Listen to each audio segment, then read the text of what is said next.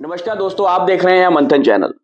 दोस्तों, ये एपिसोड हमारा इस साल का आखिरी एपिसोड है और इस पूरे साल में हम एक तरह से इस एपिसोड में वो सारी चीज़ों का एनालिसिस करेंगे, वो सारी चीज़ें आप लोगों के सामने दोबारा से पेश करेंगे, जो इस साल में हमारे चैनल पे हुई, कहाँ पर जाकर हमें एक चैनल को पीक मिला, क्या चैनल ने नई उपलब्धियाँ हासिल की, किस तरह के गेस्ट इस साल हमारे चैनल के ऊपर आए, आप लोगों की प्रतिक्रियाएं किस तरह से रहीं, इन सब चीजों के ऊपर आज हम बात करेंगे। अगर इस साल का हम लेखा जोखा करने बैठे, जैसे अमूमन हर इंसान, हर कंपनी या हर वेंचर साल के एंड में एक बार बैठकर एनालिसिस करता है कि उसने पूरे साल में किया क्या है, तो हम भी एक तरह से अपने इस पूरे साल का जो हमारा सफर रहा है उसका लेखा जोखा करने ही बैठे हैं आज इस एपिसोड के ऊपर।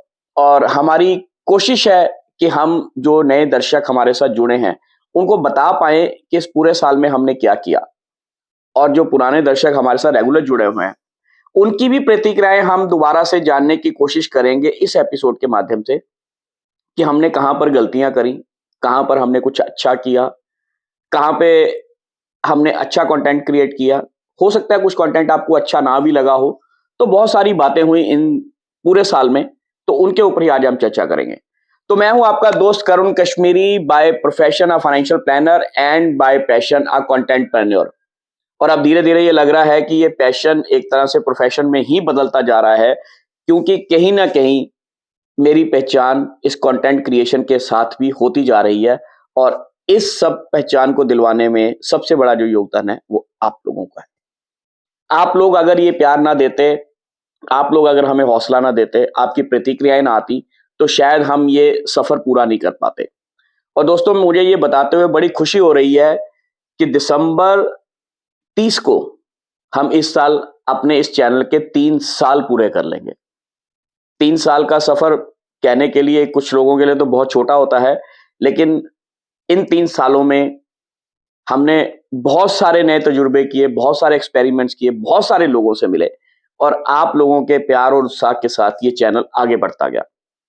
और इस साल जो हमने सबसे बड़ी उपलब्धि हासिल की है उसका खुलासा भी हम करेंगे, लेकिन वो करेंगे बाद में। तो जुड़े रहिए हमारे इस एपिसोड के साथ।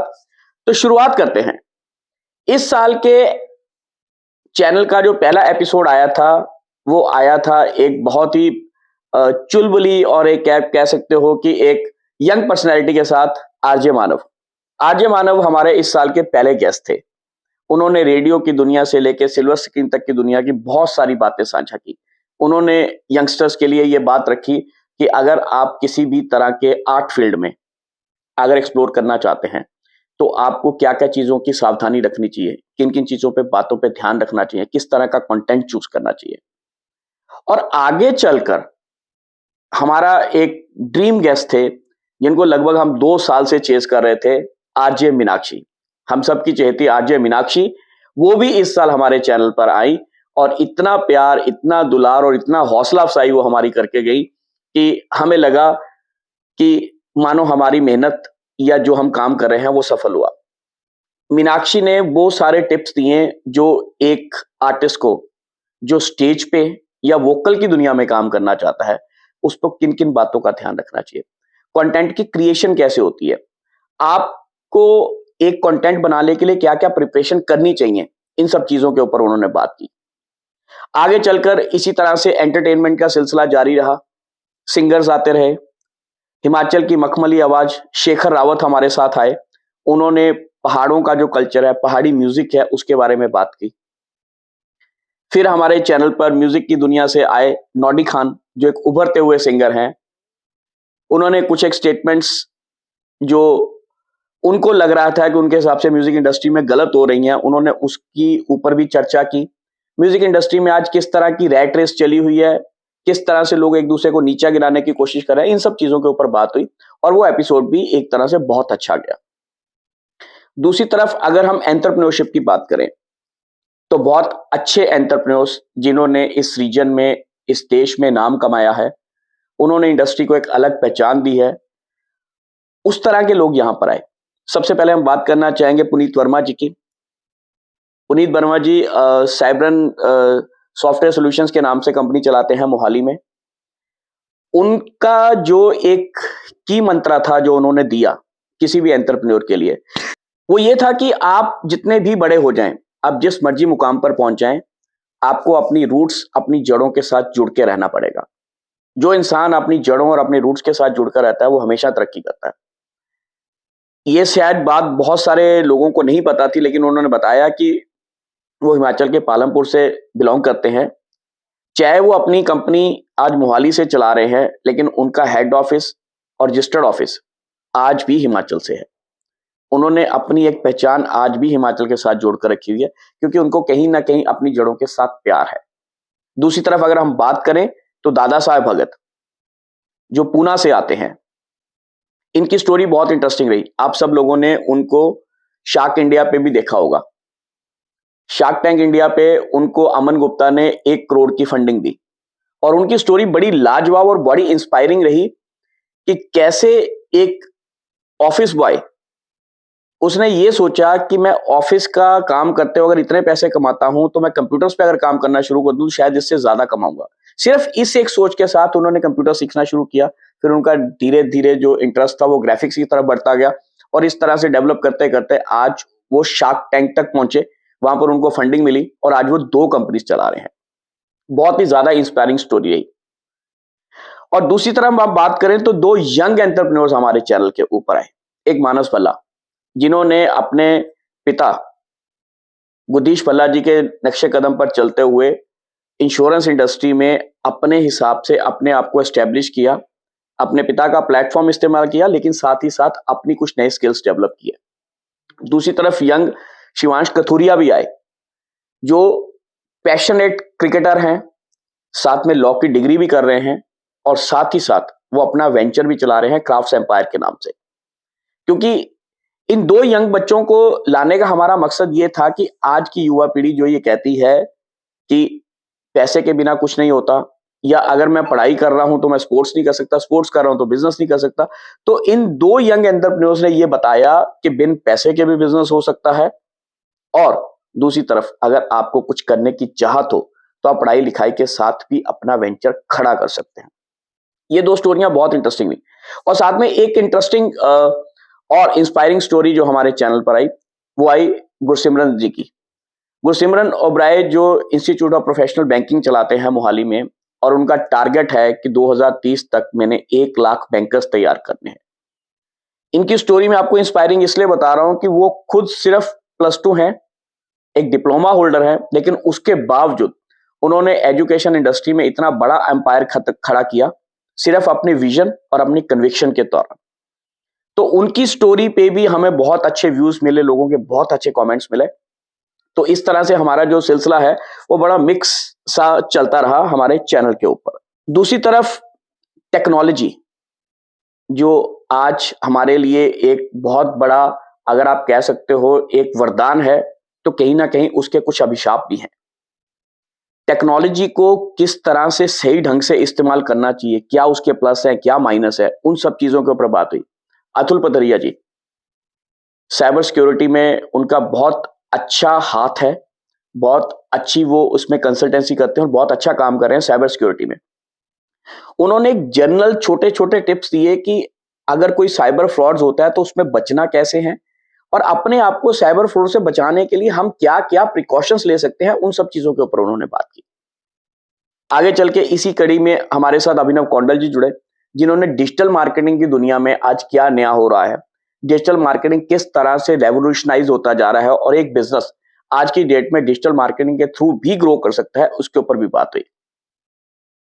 दोस्तों, हम हमेशा बात करते हैं कि आज की डेट में जिस आदमी के पास एक अच्छा नेटवर्क है, एक अच्छा कंटेंट है और एक अच्छा कनेक्ट है, वो इस दुनिया में आने वाले टाइम में ग्रो करेगा। और इस बात को पूरी तरह से सच किया कार्तिक भल्ला ने। कार्तिक भल्ला भी एक यंग एंटरप्रेन्योर है हमारे ही रीजन से। उन्होंने एक बड़ी अच्छी बात कही कि आज के डेट में जिस बंदे के पास नेटवर्क है, उसके पास ही एक्चुअल में नेटवर्थ है। क्योंकि नेटवर्किंग के थ्रू ही आज की दुनिया में आप अपनी नेटवर्थ को और अपने बिजनेस को आगे बढ़ा सकते हो। और हम इस चीज को कहीं भी जुटला नहीं सकते कि नेटवर्किंग जरूरी नहीं है, नेटवर्किंग बहुत जरूरी है। धीरे धीरे हम आगे बढ़े तो हमें एक और यंग और डायनामिक पर्सनैलिटी मिली, सुप्रीत सिंह, जो फार्मा कंपनी चलाते हैं। उसके साथ में वो ट्रेंड रेडियो जॉकी हैं, ट्रेंड ब्रॉडकास्टर हैं।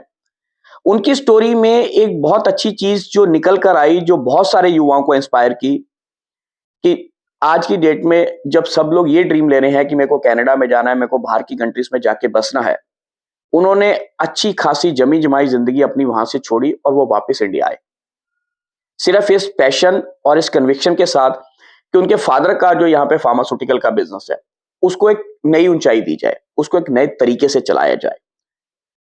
उन्होंने अपने आप को शुरुआती सालों में उसके साथ पूरी मेहनत करते हुए, उसको जब लगा कि ये बिजनेस अपने एक ऑटो पायलट मोड पे चला गया, तो उन्होंने दोबारा से अपना जो वो पैशन था जिसके साथ वो कनाडा तक गए थे और वहां पर जाके उन्होंने नाम कमाया था, दोबारा से उन्होंने उसको दोबारा से रिवाइव करना शुरू किया और यहां पर पॉडकास्ट शुरू किए। बहुत अच्छा काम कर रहे हैं, मिमिक्री बहुत अच्छी करते हैं। आप उनका एपिसोड देखिएगा जाकर, आपको बहुत मजा आएगा। तो इस तरह से कुल मिलाकर अगर हम कहें तो बहुत डिफरेंट डिफरेंट फील्ड से लोग हमारे साथ आते गए और उनको लाने का पर्पस भी यही रहा कि आप लोग हमें हर बार प्यार देते रहे। हम जिस तरह की पर्सनैलिटी लाए, आपने उसको दिल से स्वीकार किया, तो इस तरह यह सिलसिला आगे बढ़ता गया। एनवायरमेंट का मुद्दा आज की डेट में बहुत बड़ा है। हम लोग सब एनवायरमेंट की बात तो करते हैं, लेकिन एनवायरमेंट को सहेज के संभाल के रखना और उसको अपनी जीवन में उतारना, ये कहना और बात है, करना एक बात है। ऐसी एक पर्सनैलिटी हमारे साथ आई, एकता गुप्ता जी।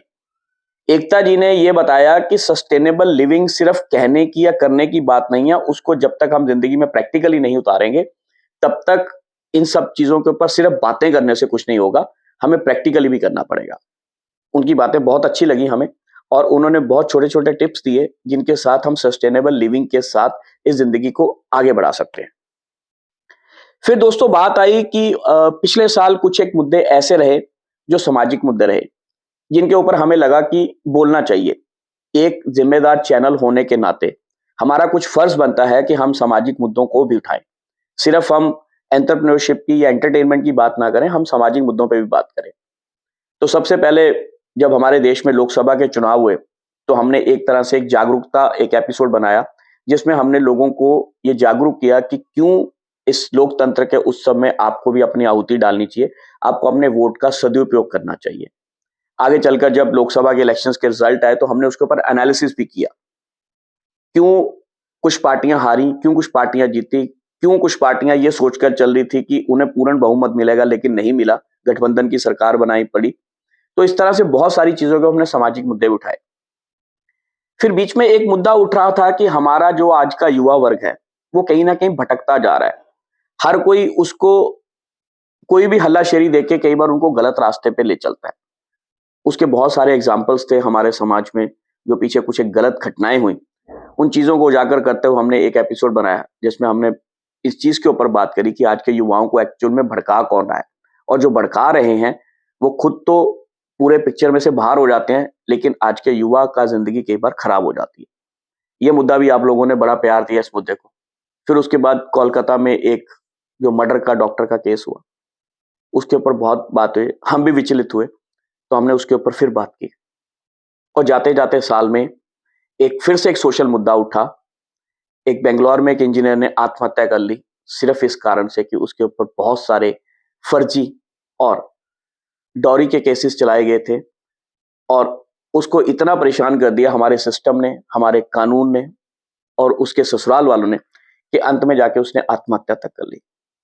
दोस्तों ये कुछ एक ऐसे मुद्दे थे जो कहीं ना कहीं हमारी अंतरात्मा को झिझोड़ के गए, तो हमने सोचा कि इसके ऊपर हमें बात करनी चाहिए और हमने खुलकर बात की और आप लोगों ने हमें बहुत सपोर्ट किया।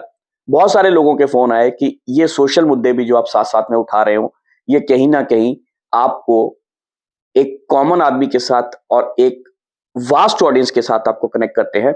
तो इस तरह से हमने कुछ सोशल मुद्दे उठाए। इसी के साथ जुड़ता हुआ एक वक्फ बोर्ड का मुद्दा जो बहुत जोर शोर से उठा।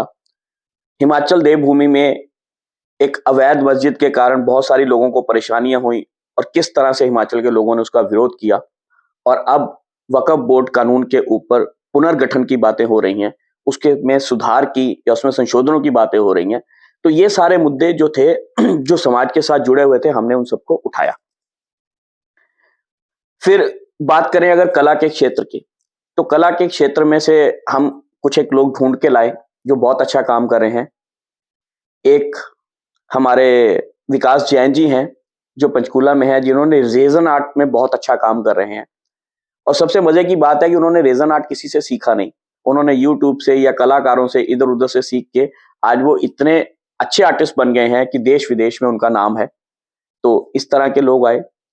फिर एक कलाकार को हम ढूंढ के लाए थे आपके लिए, इंद्रजीत सिंह गोरखा, जो न्यू चंडीगढ़ के पास एक छोटे से गांव में रहते हैं। हम मिले तो थे उनको एक मेले में, और उनके पास कुछ पुराने रिकॉर्ड्स थे, पुराने ग्रामोफोन्स थे, पुराने कैमरास थे। तो हम उनसे मिलने तो इस सिलसिले में गए थे कि हम उनसे इन सब चीजों के बारे में बात कर पाएंगे, उनके एंटीक कलेक्शन के बारे में बात कर पाएंगे। लेकिन जब हम उनके घर गए उनसे बात करने, तो हम तो वहां जाकर आप कहिए कि हमारी तो एक तरह से बोलती बंद होगी। वो पर्सनैलिटी में हम सिर्फ एक रेयर कलेक्शन की बात कर रहे थे। जब हमने उनसे बात करी तो हमें पता चला कि उनके पास पुराने मॉडल की गाड़ियां भी हैं, कॉन्टेसा तक गाड़ी उन्होंने रखी हुई है, बुलेट, जावा, यज़दी, चेतक स्कूटर, इस तरह की बहुत सारी एंटीक कलेक्शन है जो उनके घर में पड़ी है। और साथ ही साथ हमें ये पता चला कि वो लोग गायक भी हैं, उन्हें अपना लोक गायकी में कभी गुरदास मान जी के लिए स्टेज एंकरिंग भी कर रखी है। तो कई बार आप एक पर्सनैलिटी को सिर्फ एक रूप से देखते हो, जब आप उनसे मिलते हो तो आपको बहुत सारी चीजें देखने मिलती है। फिर उनसे जब बातें हुई तो बातों बातों में, क्योंकि वो अमरजीत सिंह चमकीला जो पंजाब के जाने माने सिंगर है, उसी दौर के सिंगर रहे हैं, तो उन्होंने बहुत सारी बातें साझा की कि चमकीला जी की मौत कैसे हुई थी, क्या कारण रहे, उस वक्त क्या हालात थे, क्या माहौल था, किस तरह से सिंगरों में उस वक्त जो एक तनाव का माहौल पैदा हुआ। तो इन सब चीजों के ऊपर बात हुई, और कला के क्षेत्र में हमें बहुत सारी नई चीजें जो है वो जानने को मिली इस साल में। हम कुछ और आगे चले तो हमने अपने शहर में एक जाना माना एक फूड आउटलेट है, पैना दा ढाबा। उसकी स्टोरी बड़ी इंटरेस्टिंग थी। कैसे दो बहनों ने, बहनें इस तरह क्योंकि वो आज देरानी और जेठानी है आपस में, उन दोनों ने कैसे अपने परिवार को संभालने के लिए एक टपरी से, एक कड़ी चावल से एक बिजनेस की शुरुआत की, जो आज इतना बड़ा ब्रांड बन गया है। उन्होंने मेहनत और डेडिकेशन से अपने इस ढाबे को यहाँ तक पहुंचाया कि आज देश विदेश में उनके ढाबे की बात होती है, लोग उनसे बात करते हैं। और टीवी का एक प्रोग्राम जो जज्बा आया था, उनमें भी उनको फीचर किया गया। उनकी स्टोरी इतनी इंस्पायरिंग रही और इतनी बढ़िया रही कि हमारी कहीं ना कहीं ये सोच भी आई कि अगर हम कहते हैं कि नारी अबला है, लेकिन अगर वो अपनी आई पे आ जाए तो वो कुछ भी कर सकती है। इसी तरह की एक जिद की कहानी हमें अपने चैनल के माध्यम से मिली, वो है संध्या शर्मा की। संध्या शर्मा एक एथलीट है, जो मास्टर एथलीट है, और यहां तक हमें पता चला कि एक टाइम पे वो वेंटिलेटर तक पहुंच गई थी।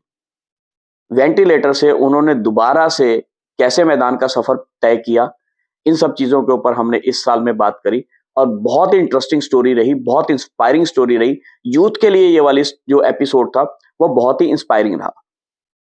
फिर इस साल हम थोड़ा सा आप ये कह सकते हैं, जैसे आज की डेट में लोग दोबारा से हमारे जो वैदिक ग्रंथों में लिखी हुई हमारी प्राचीनतम जो वैज्ञानिक विधियां हैं, उसकी तरफ दोबारा जुड़ने लग गए हैं। तो हमने भी उस तरफ मुड़ने की कोशिश की।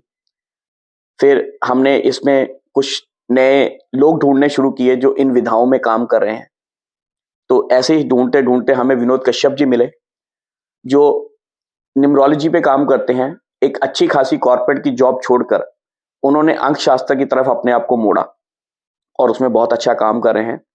फिर अमनदीप शास्त्री जी, जो पीढ़ी दर पीढ़ी उनकी पीढ़ी में ज्योतिष का काम चला आ रहा है, लेकिन उन्होंने उस ज्योतिष को सिर्फ जो एक आप कह सकते हो जो विरासत के तौर पे मिलता है, उन्होंने सिर्फ वहां तक उस ज्योतिष को नहीं रखा, उन्होंने उसमें पीएचडी तक करी, अपने नाम के आगे डॉक्टर लगवाया, और उन्होंने एक साइंटिफिक और माइथोलॉजिकल और लॉजिकल तीन चीजों को इकट्ठा करके उन्होंने अपनी जो शास्त्री की डिग्री भी पूरी की, और साथ में एस्ट्रोलॉजी में क्या नई चीजें हो रही हैं, किस तरह से वैदिक और जो आप कह सकते हो दूसरी जनरल एस्ट्रोलॉजी है, उन सब के ऊपर बहुत सारी खुल के बातें हुई। इसी तरह से अगर हम बात करें तो प्रभजोत कौर जी आई हमारे चैनल पे, जो टैरो, वास्तु, न्यूमरोलॉजी और एस्ट्रोलॉजी के ऊपर उन्होंने बातें की। उन्होंने टैरो कार्ड्स के थ्रू इन चारों चीजों का समावेश करके हमें बताया। हमारे ऑडियंस में कुछ लाइव लोग उनका एपिसोड देखने के लिए आए थे, तो उन्होंने किसी ने बीच में से लाइव उनके साथ इंटरेक्शन करने की कोशिश की, तो उन्होंने बहुत सही प्रेडिक्शन दी। तो इस तरह के एपिसोड्स भी हमारे साथ हुए। हमारे शो पे पहली बार लाइव इस तरह सा कुछ हुआ, जो हमारे लिए बहुत अच्छा रहा। फिर आगे बढ़ते बढ़ते हम आज की डेट में स्टार्टअप्स जिसकी हम बात करते हैं, स्टार्टअप्स और एजुकेशन इंस्टीट्यूशंस का आपस में बहुत ज्यादा गहरा संबंध है। आज की डेट में ये कोशिश की जा रही है कि स्कूल कॉलेज में ही इस तरह का माहौल बनाया जाए कि बच्चे जब बाहर निकलें तो उनको अपने लिए काम खोजना ना पड़े, वो काम अपने आप से शुरू कर पाएं और वो जॉब सीकर ना बन के जॉब गिवर बन जाएं। इसी कड़ी में हमने डॉक्टर अति प्रिय जी, जो अपना चंडीगढ़ ग्रुप ऑफ कॉलेजेस झंझेड़ी में इंक्यूबेशन सेंटर के सीईओ हैं, उनसे बात की। इंक्यूबेशन के ऊपर बात हुई, स्टार्टअप्स के ऊपर बात हुई, फंडिंग के ऊपर बात हुई। बहुत विस्तार से हमने चर्चा की उनके साथ और उन्होंने भी बड़े खुल के इसके ऊपर बात बताई। दोस्तों, इस साल एक एपिसोड हमारे लिए भी एक तरह से परीक्षा की घड़ी रहा। डॉक्टर करमिंदर गोमन, जब हम एमबीए कर रहे थे तो वो हमारे प्रोफेसर थे। हालांकि हमारा आपस में एज गैप कोई बहुत ज्यादा नहीं है, लेकिन वो हमारे प्रोफेसर थे, तो हमने उनसे बहुत कुछ सीखा। तो जब हमने उनसे रिक्वेस्ट करी, क्योंकि उन्होंने भी पिछले साल एक फाइनेंशियल मार्केट्स के ऊपर एक बुक लिखी जो बहुत कामयाब हुई, तो फिर हमने सोचा कि जैसे हम अलग अलग फील्ड से घूमते हुए पॉडकास्टिंग की दुनिया में आ गए, वो भी मार्केटिंग के प्रोफेसर होते थे, वो कैसे फाइनेंशियल मार्केट्स में आ गए और किस तरह से वो आज स्टार्टअप्स के साथ जुड़े हुए। तो हमने उनसे रिक्वेस्ट की, वो हमारे चैनल पे आए। उस दिन हमें कहीं ना कहीं डर भी लग रहा था, एक खुशी भी हो रही थी, और बहुत सारी बातें जो शायद हम जब उनके साथ पढ़ते थे खुल के नहीं कर पाए, आज हमने बड़े खुल के की। और उन्होंने भी बहुत प्यार दिया, बहुत सम्मान दिया और आशीर्वाद भी दिया कि तुम जो कर रहे हो बहुत अच्छा कर रहे हो और इसमें लगे रहना, और तुम्हारा काम हमें भी पसंद आ रहा है। तो अगर आपका शिक्षक, जिसने आपकी संरचना में कहीं ना कहीं योगदान दिया हो, अगर वो कहे कि आप अच्छा काम कर रहे हो, तो आपको कहीं ना कहीं खुशी मिलती है कि आप सच में एक अच्छा काम कर रहे हो। तो वो वाला एपिसोड हमारे लिए बड़ा भावुक भी रहा और एक तरह से इंस्पायरिंग भी रहा और मोटिवेटिंग भी रहा कि हम जो कर रहे हैं वो कहीं ना कहीं कुछ तो समाज में हम एक अच्छा काम कर रहे हैं। दोस्तों, अक्सर हम ये कहते हैं कि age is just a number. कहना एक अलग बात है, लेकिन इस फिलॉसफी के साथ जीना एक अलग बात है। ऐसी ही एक इंटरेस्टिंग पर्सनैलिटी हमें मिली, शालिनी शर्मा, जो बाइकर हैं। 50 प्लस होने के बाद उन्होंने बाइकिंग शुरू की, लेकिन बाइकिंग की तरफ भी क्यों गई, उनके बचपन किस तरह से था, उनका स्कूल कॉलेज के दिन किस तरह से थे, उनकी फैमिली में क्या उतार चढ़ाव आए। आज वो पोइट्री भी करती हैं, शायरी भी करती हैं, सोशल मीडिया पे बहुत अच्छी फैन फॉलोइंग है उनकी। तो उनके साथ जब हम मिले तो हमारा सोचने समझने का एक, कह सकते हैं कि एक हमारी सोच समझ ही एक अलग दायरे पे चली गई। एक इंसान की जिंदगी में इस तरह का इंसिडेंस हुआ हो, जिनका बच्चा 20-22 साल बेड रिडन रहा हो और उसके बाद उसकी अगर मौत हो जाए, तो उसके बाद भी अपनी जिंदगी को कैसे जिंदा दिली से संभालना है, इसके बारे में बात हुई शालिनी जी से। शालिनी जी का एपिसोड बहुत आप कह सकते हैं पोएटिक भी रहा। कहीं ना कहीं वो हमारी आंखें भी नम कर गया और साथ ही साथ हमें जीने का एक रास्ता सिखा गया कि जिंदगी को अलग अलग तरीकों से अलग अलग पड़ावों पे किस तरह से जीना चाहिए और जो हो गया उसको पीछे छोड़ते हुए आगे बढ़ता जाना चाहिए।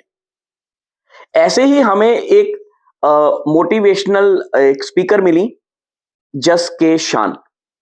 और मजे की बात है, उन्होंने अपना जो मोटिवेशन का सफर है वो इस तरह से शुरू किया कि साथ साथ में उन्होंने डांस एकेडमी भी चलाई। डांस एकेडमी से होते हुए वो मोटिवेशन की तरफ आई। तो उन्होंने ये बताया कि हमें डांस करवाना ही सिर्फ एक पर्पस नहीं हमारी जिंदगी का, हम लोगों को डांस के माध्यम से ये बताना चाहते हैं कि जिस तरह से डांस में मूव्स की जरूरत बहुत ज्यादा होती है, इसी तरह हमारी जिंदगी में सफल होने के लिए भी हमें हर तरफ मूव करते रहना चाहिए। और इस मूव्स के साथ ही उन्होंने बहुत सारी लाइफ की स्किल्स के बारे में बात की। आगे चले तो हमें एक और बहुत अच्छे life coach doctor Deepak ji मिले, जिन्होंने लाइफ कोचिंग और लाइफ को किस तरह से एक सिंपल तरीके से जीना है उसके बारे में बताया। लोगों दोस्तों, ये जो लोग हैं जो लाइफ कोचिंग में हैं या जो मोटिवेशनल स्पीकर्स हैं या जो ट्रेनर्स हैं, इन सबका काम जो है वो देखने में बड़ा आसान लगता है, लेकिन उसके पीछे बहुत रिसर्च होती है, बहुत मेहनत होती है। उसके बाद जाकर इस तरह के एपिसोड्स बन पाते हैं या इस तरह का कंटेंट क्रिएट कर पाते हैं ये लोग, जिसके साथ कि लोगों की दुनिया में कुछ बदलाव किया जा सके। कानून एक इस तरह का विषय है जिसमें बहुत सारी उलझने भी हैं, लेकिन अगर आपको एक अच्छा अधिवक्ता मिल जाए तो आप किसी भी परेशानी में फंसे हो, वो बहुत अच्छे तरीके से आपको किसी भी मुसीबत से निकाल के बाहर ला सकता है। ये बातें हमने नहीं कही, डॉक्टर कनु शर्मा जो सुप्रीम कोर्ट में लॉयर हैं, हमारी अच्छी मित्र भी हैं, उन्होंने कानून की पेचीदगियों के बारे में और कानून का किस तरह से दुरुपयोग होता है, इन सब चीजों के ऊपर बहुत खुलकर बात की। और उन्होंने बताया कि कैसे अगर एक अच्छा लॉयर आपको मिल जाए तो आपके ऊपर अगर किसी तरह के कोई गलत चार्जेस फ्रेम कर दिए गए हों किसी ने बहुत सोच समझ के भी, तो अगर आपके पास एक अच्छा अधिवक्ता है तो वो आपको इस मुसीबत से भी छुड़ा के ला सकता है।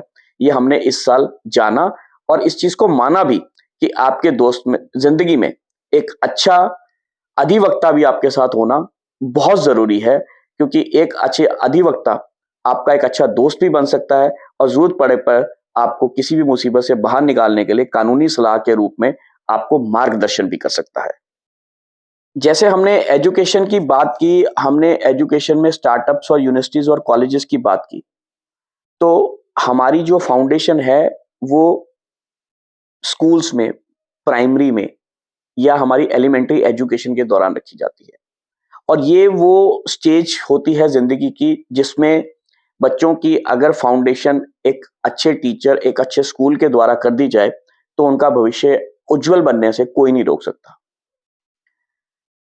नॉर्मली लोग, हमेशा कहा जाता है कि पहले स्कूल, कॉलेज फिर यूनिवर्सिटी खोलते हैं, लेकिन हमारे शहर में Chitkara group of colleges, university और स्कूल्स, ये एक ऐसी चितकारा संस्था है जिन्होंने पहले कॉलेजेस खोले, यूनिवर्सिटीज खोली, उसके बाद उन्होंने एजुकेशन, स्कूल एजुकेशन में वो आए। तो हमने डॉक्टर नियति चितकारा को बुलाया अपने चैनल पे और उनसे जाना कि उन्होंने ये रिवर्स इंजीनियरिंग क्यों की, क्या कारण रहे कि उनको कॉलेज और यूनिवर्सिटीज अच्छे चलने होने के बावजूद उनको स्कूल एजुकेशन में आना पड़ा। तो उन्होंने ये बताया कि कॉलेजेस में जब तक बच्चा पढ़ता है या जब तक यूनिवर्सिटी में पहुंचता है तब तक उसकी फाउंडेशन बन चुकी होती है, और कई बार वो नींव इतनी कमजोर होती है कि कॉलेज या यूनिवर्सिटी में जाकर भी उसमें कोई ज्यादा सुधार किया नहीं जा सकता, क्योंकि आपकी जो बेसिक फाउंडेशन बन चुकी होती है उसको बाद में सुधारना कई बार मुश्किल हो जाता है।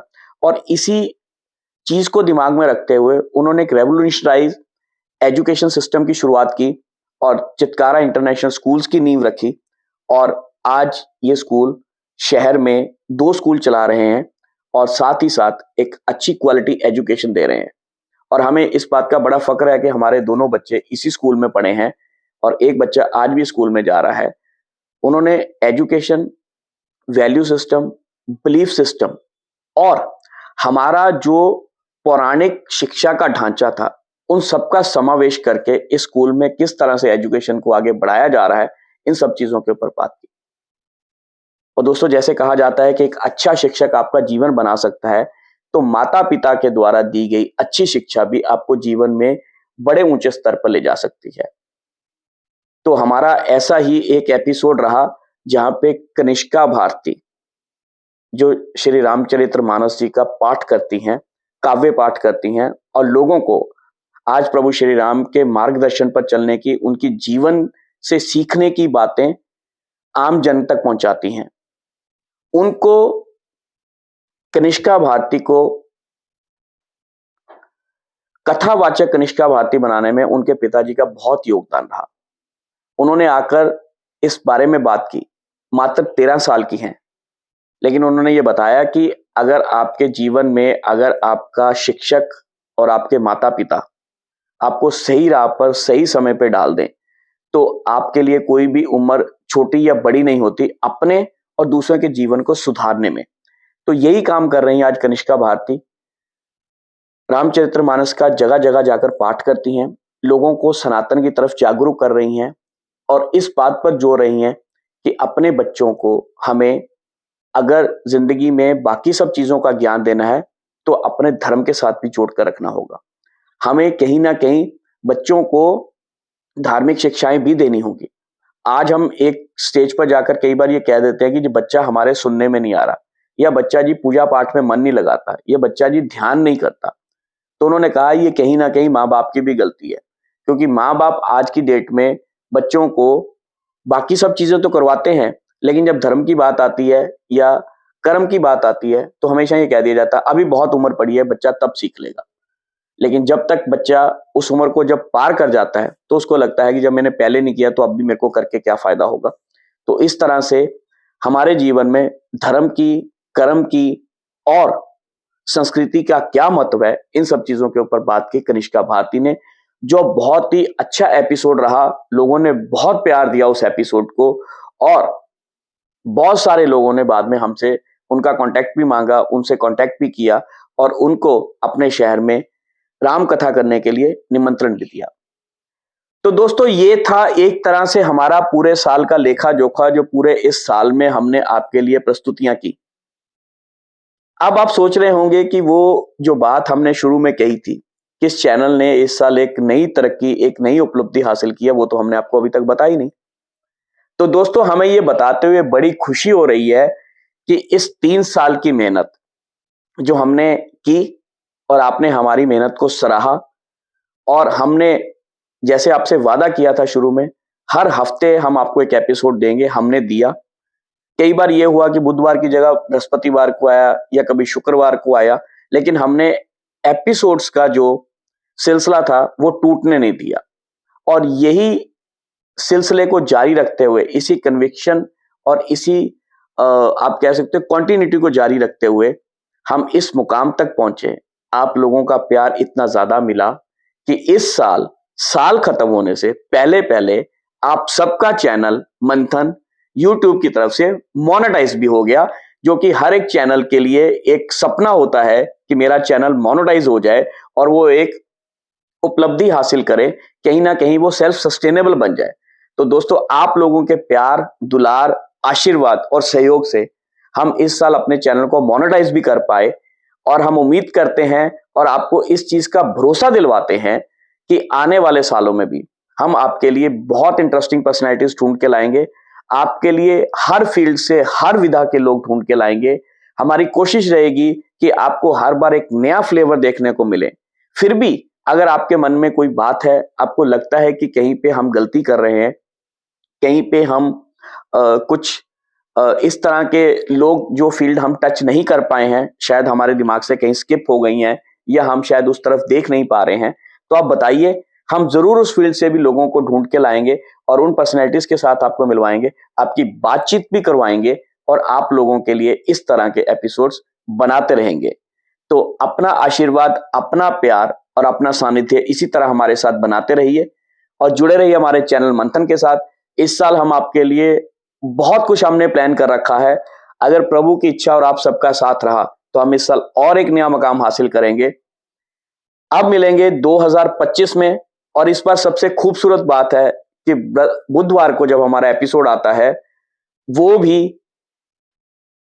1 तारीख का है।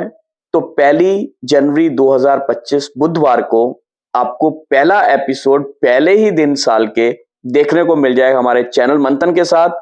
इंतजार रहेगा हमें आप सबके प्यार और आशीर्वाद का। इसी तरह से प्यार और आशीर्वाद बनाए रखिएगा और हमारे चैनल के साथ जुड़े रहिएगा।